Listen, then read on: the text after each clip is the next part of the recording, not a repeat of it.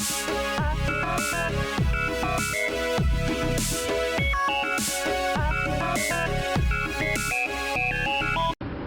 guys, welcome back. Chris here with Learn to Play TV, and we're going to be doing a little bit different video today because as you can see, I'm not really at home and I'm not at one of the tournaments, which is really kind of a bummer because I really was looking forward to the Fear itself for month 2, but I did luck out because Henry over at Comic Cult out in Norwalk, really cool place, great guys, man, I love this place. He really hooked me up and he got me 2 packs of the Fear itself, so he actually let me essentially participate without even being there. So I got my hammer, got the 2 sealed packs, as well as I ended up picking up one of the maps for this month. So we're going to do things a little different. I am currently on a trip. We're heading up north, so we will see, you know, the great, beautiful state of California together. And when I get to my destination, we'll go through and open up those booster packs. So I will see you guys hopefully in a few hours, and I'll be back. Welcome back, everyone. So I made it to my destination in one piece, and I don't know about you, but I am ready to open up some Fear itself. But first things first, we have a giveaway this month for one of our lucky subscribers, and I hope it's you. This month, I'm going to be giving away a Book of Skull, as well as the hammers from month 1 and month 2 of Fear itself. If you'd like a chance to win these, go ahead and become a subscriber today, and leave a comment down below. I'm really curious, and I'd like to know what your favorite character out of Fear itself is so far.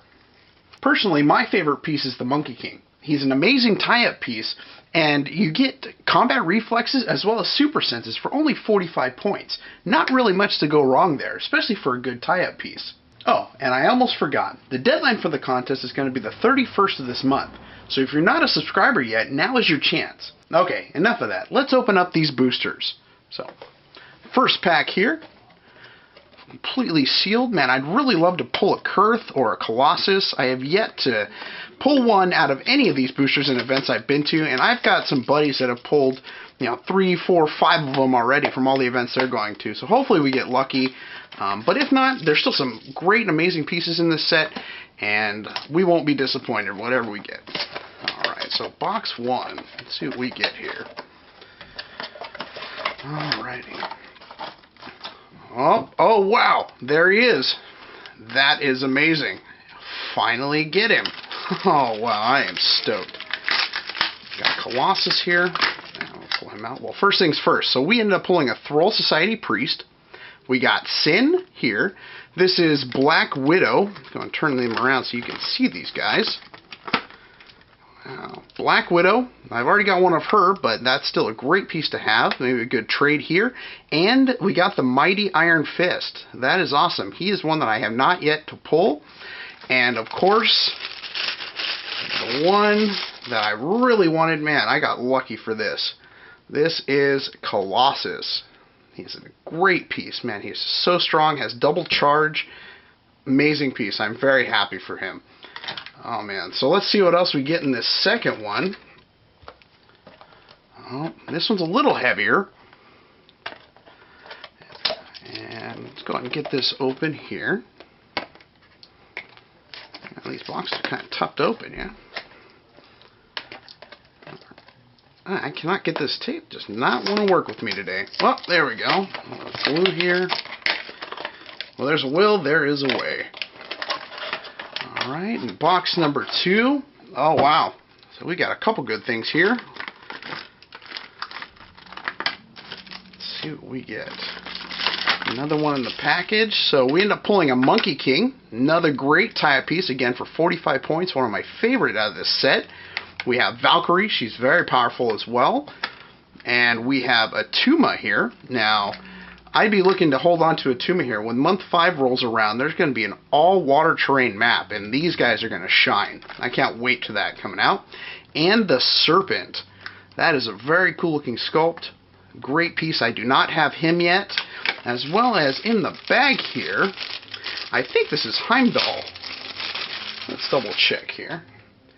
And that is Heimdall. He's a very cool-looking sculpt. Wow, that is just an awesome piece. Well, I'm going to go and let's pull these out, give you guys a close-up look, and go over some of their abilities. I'll be right back. So let's go ahead and start with the Thrall Society Priest. Now this character can be played at 21 points, and really I haven't figured out a real need for this character yet. I mean, he's got a couple abilities, but he's really very weak. I mean, for 21 points, I don't expect too much. But he's got this relic ability on his attack white power, and it's called Relic Guardian, and it states, if a character attempts a relic roll while adjacent to a friendly character named the Thrall Society Priest, modify their relic roll by +1, if not already increased by this effect.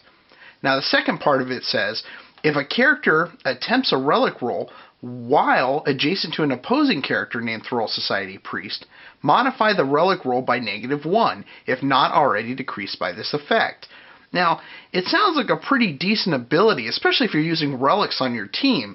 I mean, to have a +1 or even a -1 for your opponents could cause a little hiccup for your opponent, or even give you the advantage with that +1 to pick up that relic roll. But he's only got, I think he's got 3 clicks of life. I mean, there's really, let me see if I can get this focused, sorry. Yeah, he's got 3 clicks of life. So we got 1, 2, 3, and then he's dead. So he's really not standing up too much for himself. And to get to the prob that he has, which is on his 3rd click. So in order to really utilize him, at least from what I'm seeing now, and what I would use is for the probabilities, I'm going to have to push this guy all the way to his 3rd click, then keep him in a safe spot that he's not going to get picked off. Now, he does have stealth, so it's kind of nice. You could throw him in a hindering terrain and hopefully keep him a little safe. But, you know, there's other characters that are in different sets that have better probability controls and better supports around. So for right now, Thrall Society Priest isn't really one of my favorites. But who knows? We'll see how this goes along and see if he does end up getting better. Up next is Valkyrie, and she can be played at 130 points. Now, Valkyrie is an awesome character in this set. I am really happy with what they've done with her. She has some great abilities. She has this really cool trait, which is called At the Side of the Slain, and it allows her to essentially be placed in an area whenever a character has been knocked out after their action resolve. So this means friendly or opposing characters, if they have been knocked out after that whole action has been resolved, you can then place her for free in that spot. Now, that is pretty cool, especially if one of your other characters ends up getting picked off. She shoots over there, so she's now in the face of your opponent, making sure that she's going to ask what happened and figure out why he got killed, and hopefully take him out in revenge. Now, that's not all with Valkyrie. She's got a lot of great abilities. First off, from what I'm seeing, is she has charge, but it gets even better, because then she also has an attack white ability that's called Fearless, and this allows Valkyrie to use Blade, Claw, Fang, and Fury. So now she's able to charge, Blade Flurry right on your opponent and really eat into them. She is just vicious. Now, you get a lot of clicks of that. I believe it's her first 3 clicks. And then on the back side, sorry, let me get this focus for you. So let's see. So I believe on her first click, she starts off with the charge, blades, and flurry. And then, as you move along, let's see if we can get this turn 1. Yeah, it's on her 4th click. She ends up gaining stealth and steal energy. Not to mention that it's not only the 5th, but it's on the 6th click as well. And then after that, she gains her charge, blade, flurry even farther back on the end of her dial. I mean, this is just an awesome character. So she's going to be very, very tough to take down, especially with that steal energy. She could heal right back really quickly and stay very, very deadly. And here we have the mighty version of the Iron Fist, and he can be played at 94 points. Now, I have yet to actually pull this character in any of my tournaments, so I haven't played with him yet, but I am very familiar with his Revert character, which is just the normal Iron Fist, and these characters are very, very similar. They're very good characters. I hold them up at a ranking right around where the Monkey King is, especially for a great tie-up piece. Now, the difference with the Iron Fist is that he has some damage to back it up. So, this Iron Fist has a really cool ability, and I'm really looking forward to trying this out. And it's his white attack ability, and it's called Mighty Hammer and Chain. And it states, give Iron Fist a power action, and then choose an opposing character within range and line of fire, and roll a d6. If the d6 result is higher than the number of squares to that character, Then you may place that character in a square adjacent to the Iron Fist. On any result, you may then make a close combat attack. Now, this is where I'm going to have to get clarification on this, but he's almost got a full dial of Close Combat Expert. So, if you were to use this ability here, grab a character, bring them to you, and it allows you to use a Close Combat attack as a free action, could you then use Close Combat Expert and then hit him for even more? Now, if that is true, this character is going to be really fun, and I'm going to have a lot of great battles, hopefully, with this guy, and I'm looking forward to it, because that would just be awesome.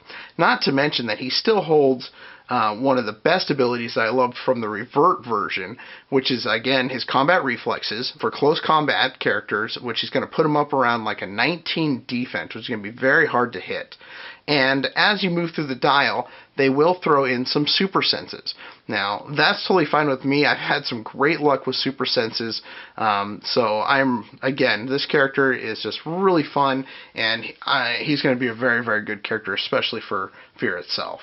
And here he is, one of my all-time favorite characters out of the set, the Monkey King. Now, he can be played at 45 points, and he's got some great abilities, especially, like you've heard me say before, great tie-up piece. He does have a white movement ability that allows him to use a wing symbol. So not only for 45 points is he got a great tie-up piece, but now he can actually transport characters and actually fly around and get to your opponents very quickly, not having to worry about hindering terrain and so on. So that's one of the first things that I definitely notice off of this Monkey King. Now, what makes him a great tie-up piece is his defense abilities, where he has combat reflexes, a good portion of his dial. Now, with combat reflexes, he's sitting at around 19 defenses. It does fluctuate here and there as you go through the dial, but even on his last 2 clicks, he is still holding I believe a 19 defense, which is awesome. Now, one trick that I tried to do with the Monkey King is his first dial is nice. He does have his combat reflexes, and that can be very protective. But what makes him deadly is what I would do is I would move him out, hopefully carry one of your teammates or one of your other characters to position, and then on your next turn, you want to push the Monkey King. And here's why. Because when you push the Monkey King, he then picks up Shape Change with the 17 combat reflexes. So then you push him, get him up in the face of your opponent. Now they have to worry about a 19 defense, as well as you rolling out of it and completely avoiding the attack, which is going to make him even harder to hit. This is one reason, or actually many reasons, why I really like this character. He is just an overall great character from this set. Here we have Black Widow. Now, she can be played at 109 points, and she's got a pretty cool looking dial. If there's one thing I've noticed about this set, is that they like to use charge for all of their characters, which is not a bad thing, because I have been known to use charge quite a lot.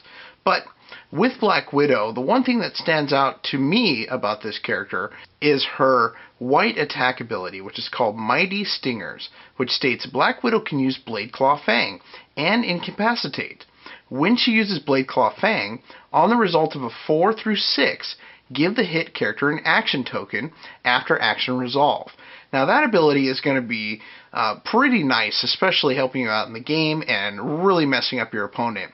So you charge in there and use Blade Claw Fang on your opponent, hit him with a 4 through 6, which 4 through 6 is not too terribly hard to hit. So you're going to be seeing this ability be successful quite often, I would think. And now when it's successful, you're going to be able to give an action token to that opponent and really mess up his or her whole strategy with that and keeping the characters locked up. Now, later in her dial, she does pick up Outwit, which is always nice to have, especially when you're trying to shut down your opponent. So Outwit's always something I look for. As well as she does have another Revert or Stop Click, which is pretty common amongst these mighty characters. Now, the Worthy does not have them. Only the mighty have them.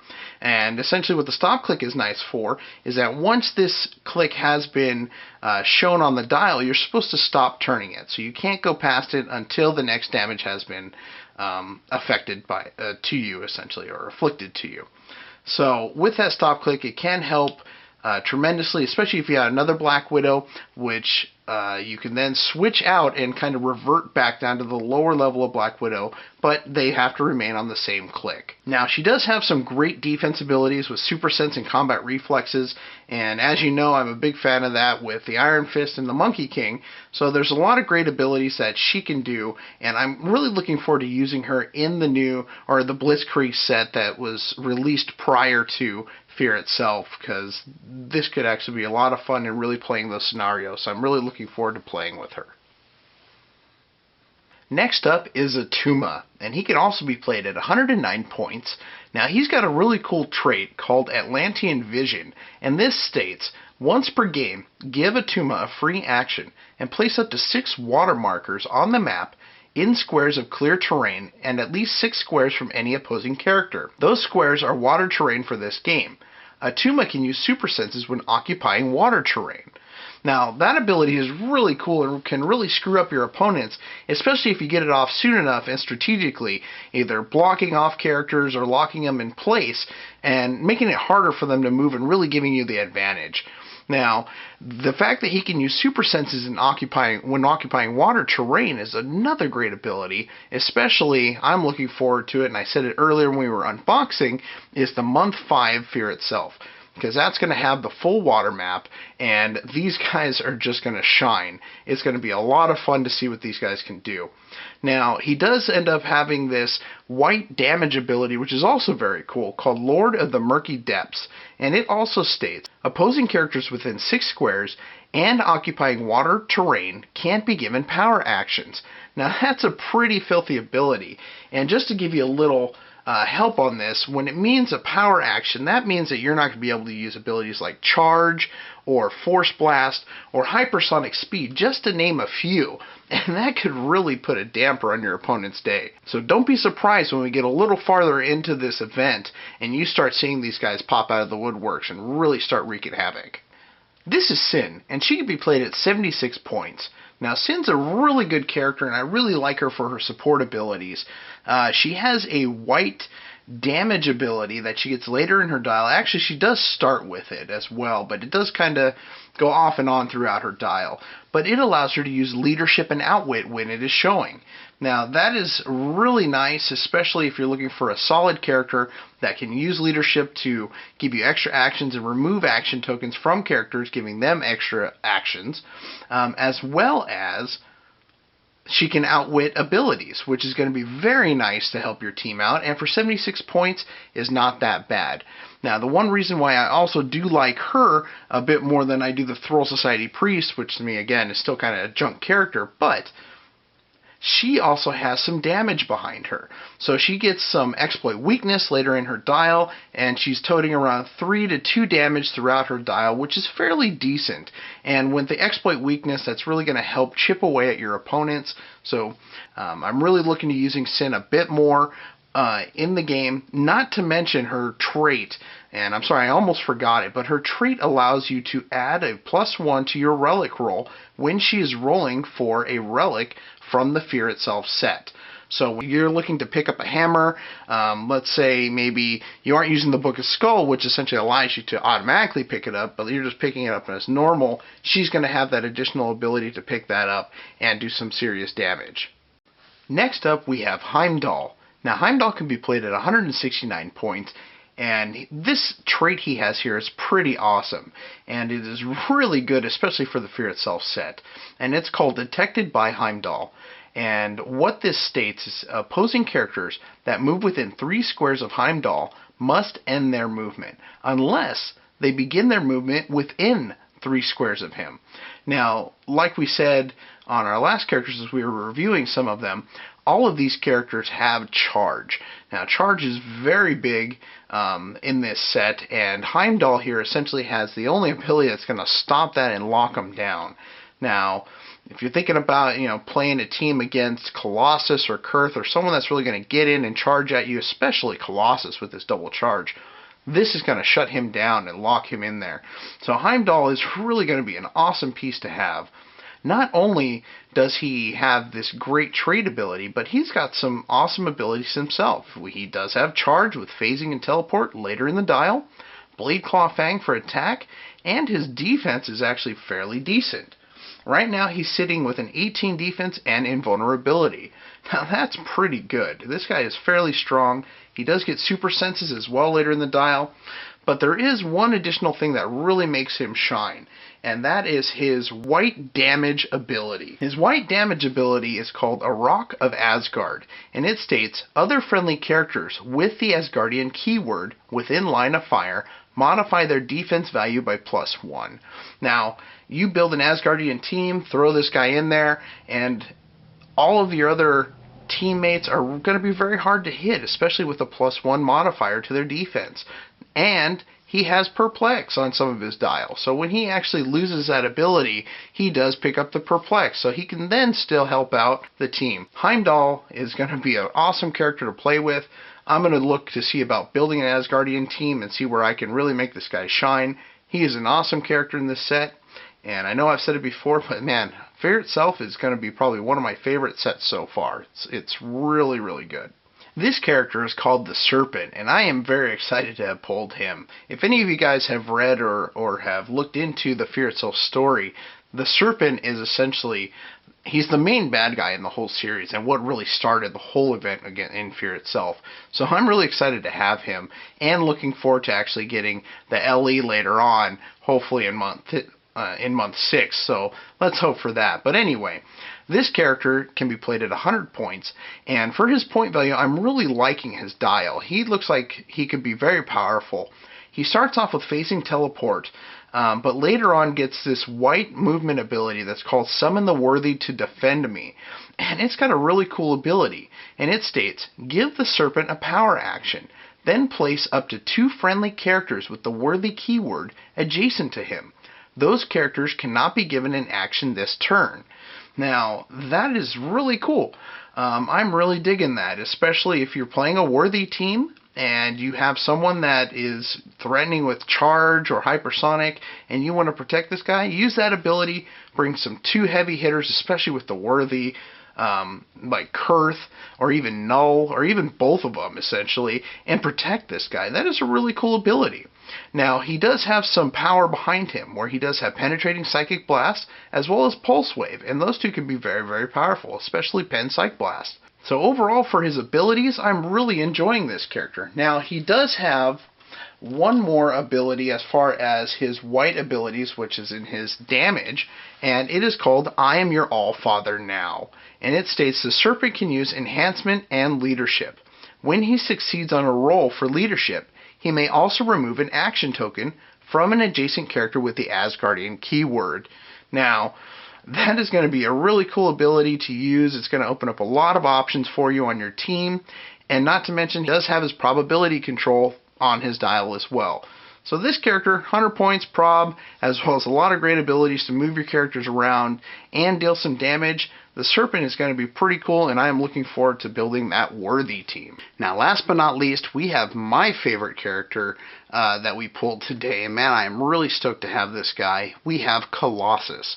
Now, he can be played at 200 point value, and he's got a lot of great abilities that make him really stand out.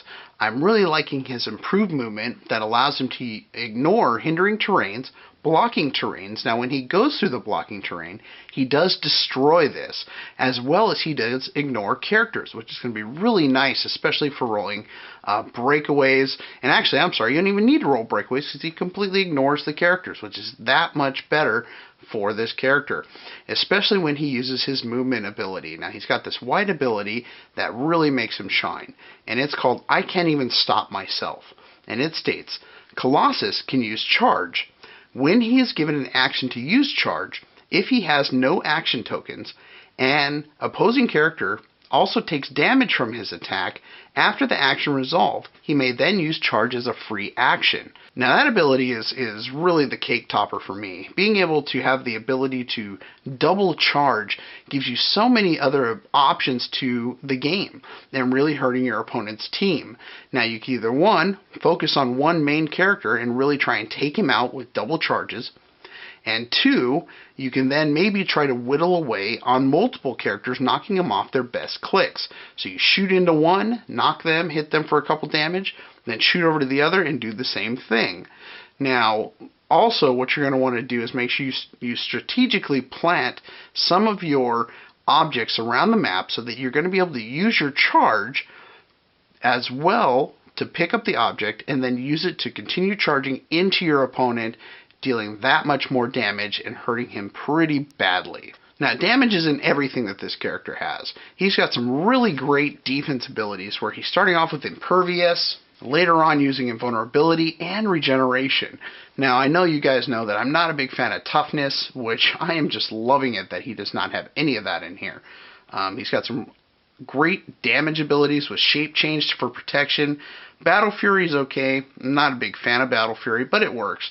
And Exploit Weakness. Now, Exploit Weakness is really what's going to be tough, especially with the characters. He's going to be tearing through people left and right, and it looks like, let's take a look real quick. Yeah, so he's got on his dial here, see if I can get this to focus for you guys. I do apologize.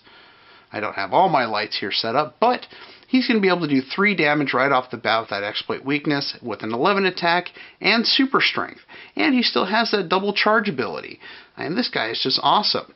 And last but not least, I do want to go ahead and show you this guy's sculpt, because I am really enjoying this. Gosh, man, I wish this would focus a little more. Again, I do apologize, guys. Hopefully I'll have this fixed up, but as you know, I am out of town and I don't have everything, but that's no excuse. We're going to get this all worked out. Alright, so we have it all straightened up here. Nice looking figure. He's got this really cool sculpt. And WizKids, this is what I really like about sculpts. These action shots. And you can see that he is unstoppable, just like in the Fear Itself comic. I mean, he's got the Juggernaut's gem that's giving him all this strength and the rage. I believe the gem was called the Sidorak gem, I believe that's what it's called. And as you can see, he's just tearing up the streets here, and he just looks like he's going to come through you, and that's just awesome. That is badass. It is really, really cool. Alright, folks, well, that wraps us up for this episode. I did want to go ahead and take a look at the new dial and show you what essentially it looks like with the new hammers here. Right now we have Cursed Hammer, which you got for month 1. We have, I believe it's Mox Hammer, which we just got this last month for month 2. And you have Scotty's Hammer. Now, Scotty's Hammer was from the Blitzkrieg set, so that's the only way that you can actually get that hammer. So make sure you go out and find that and use it, because it's a great hammer to use with Exploit Weakness. I am really liking the Book of Skulls. It's got a lot of potential to do some really awesome damage and really make the game really fun. So far I'm really liking it and hoping to use it again in month 3 tournament. I have found one shop out here that will be having a month 3 towards the end of the month. So I'm looking forward to doing that and hopefully have some videos of the actual games and the event for you guys. Thank you guys very much over at Comic Cold out in Norwalk. If any of you guys out there are in Southern California and looking for a good venue to go play some HeroClix and some really cool people, hit up Comic Cold over in Norwalk. I believe they also have another location in Torrance as well. They are really cool people. Definitely thank you very much for everything they've done for us. Also, before I forget, remember, go ahead and subscribe right now, because we are going to be giving away a Book of Skull with the first 2 hammers that we got from month 1 and month 2. So you will get Mox Hammer and Curse Hammer, and we'll get this sent out to you so you can use it in your next tournament.